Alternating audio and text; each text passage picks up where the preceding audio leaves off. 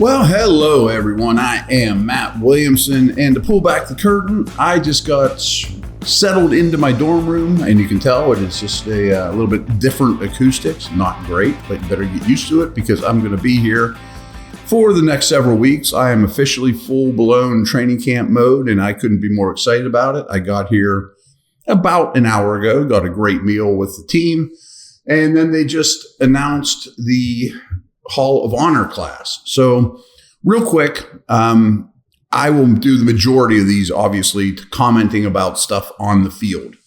But because of my family vacation, I saw the first practice. I didn't see the second. I'm about to go to the third one now. So that's where we're at on this. And I'll definitely have some reactions of what I've seen, what we're hearing, all that good stuff too. Real quick, not just to tease you, and nobody's really told me this, but I do get the vibe that the Steelers probably are not done in terms of roster building, receiver. I still think there could be a move in place, an addition in place, let alone extensions, things like that. But let's talk about this Hall of Honor class, kind of going back in history a little bit. And it's cool. I mean, for you guys that haven't been to camp, like Troy Polamalu was here, Aaron Smith. Like there's a lot of Steeler legends around during camp. And these four, Jason Gildon, Casey Hampton, Dick LeBeau, Willie Parker, all qualify. So that is the Hall of Honor class of 2024.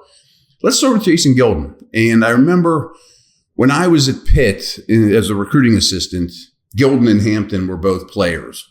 And frankly, just seeing their body types, which couldn't have been more different, was startling to me. I mean, seeing Gildon, he had this tiny waist with these crazy V of a back with this wide shoulders, crazy long arms.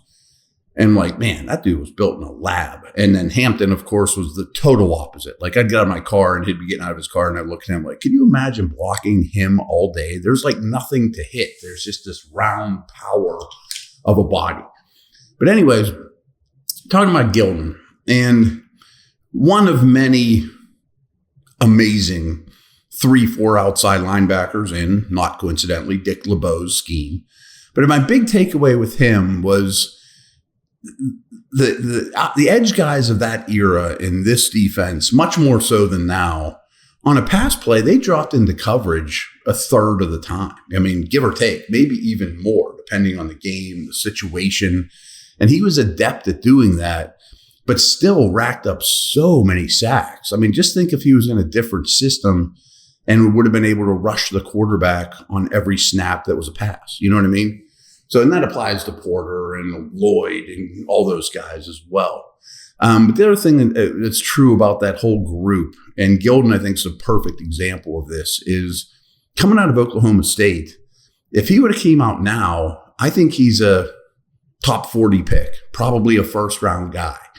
But the Steelers benefited so much from being one of the only true 3-4 teams that year. And it was bigger because there weren't nickel and dime so much. 3-4-4-3 meant a lot more then. You get Gildon and Porter and these dudes in the mid rounds. Like they worked the system to their advantage a great deal because teams didn't want a 240-pound edge rusher that looked like Adonis with his tiny waist, and things like that. They wanted big power ends. But in a 5-man front, you don't need those guys. So I thought that was one of my biggest takeaways. And of course, these guys are all very deserving. BetOnline is your number one source for all your summer sports this season, for Major League Baseball, golf, and many more. All the latest stats, news, and scores available to follow your favorite teams. Get the latest odds and lines, including the latest team matchups, player props, and odds on just about every sport out there. Head to the website today or use your mobile device to get in on the action. Bet online, where the game starts.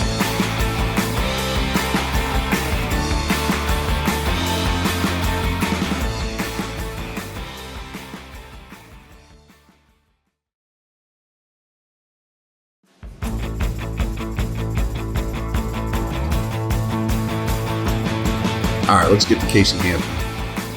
I really believe he's right there with Vince Wilfork, almost like a Ed Reed Polamalu situation of best nose tackles of his generation. And He'll never put up stats. Well, they didn't. I mean, those guys aren't going to put up stats, but they make everyone else's stat sheet just balloon.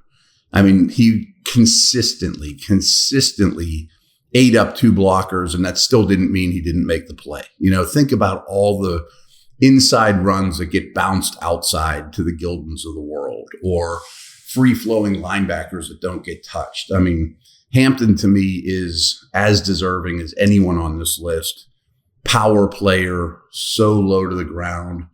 And he could run. I mean, it's a first-round pick. Then once in a while, you'd see him get outside and blow up screens and things, slow developing plays. And he could push the pocket a little bit. But the beauty of Hampton, as I'm sure a lot of you remember, is just making everyone around him so much better. I mean, it's like placing an anvil in the middle of the defense that you got to move before you can go get to the other 10. And Dick LeBeau obviously deserves a lot of credit for these two. He designed this defense, the zone blitz stuff. If you're not aware, Dick LeBeau also is a Hall of Fame player from like the Night Train Lane Lions days.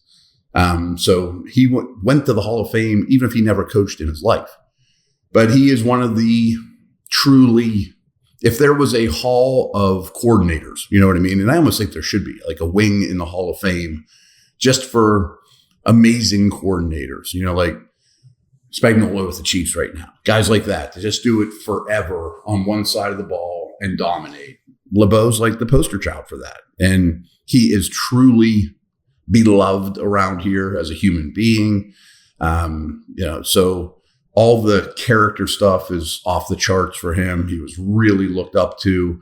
I mean, just think about this. I mean, I'm sure you remember, but Coach Tomlin gets hired way back when, who's a defensive dude, who's a Tampa 2 guy. And the Roonies say, well, you're keeping LeBeau and you're running a 3-4. We're going to do zone blitz stuff because that stuff is working. All right, sign me up. I would love to work with Coach LeBeau. You know what I mean? So again, if there was a wing in the Hall of Fame just for pure coordinators, he would be on the top of the list. But he's already in, and now he's in the Hall of Honor, very rightfully so. Willie Parker, to me, we're not ranking these guys, but I guess he'd be 4th if I had to vote these dudes in. LeBeau would be 1, Hampton 2, Gildon 3, Parker 4. But this isn't a ranking. He's deserved as well. I mean, unfortunately for him, not his fault at all. When you look at the greatest Steeler running backs of all time, he's not going to come in the top couple, because there's amazing guys on that list. But he was really something. I mean, what I think most about with him, which is probably unfair, this is just off the top of my head type things, is just the speed. Undrafted speed guy, so much different than Bettis, but they, complement each other at the right stages of their career. He compliments Jerome for, learning the nuances of the position, somewhat of a self-made guy, had some huge runs at huge times on good teams. Whenever he was young in the league, I thought, he's an interesting player, great find as an undrafted dude, et cetera, et cetera, et cetera. But can he handle a heavy workload week after week, year after year? And he pretty much proved he did. So I have no problems. I don't mean that in a negative way that he would have been 4th for me, but I have no problems whatsoever with him being in. He is an all-time great Steeler, as are these other 3. And I just wanted to wanted to chat with you guys because I am here now full time. So I don't have a ton to report at this very second in terms of on-the-field observations, but I will very soon, and I will get back to you with all those, of course. So take care. We'll see you.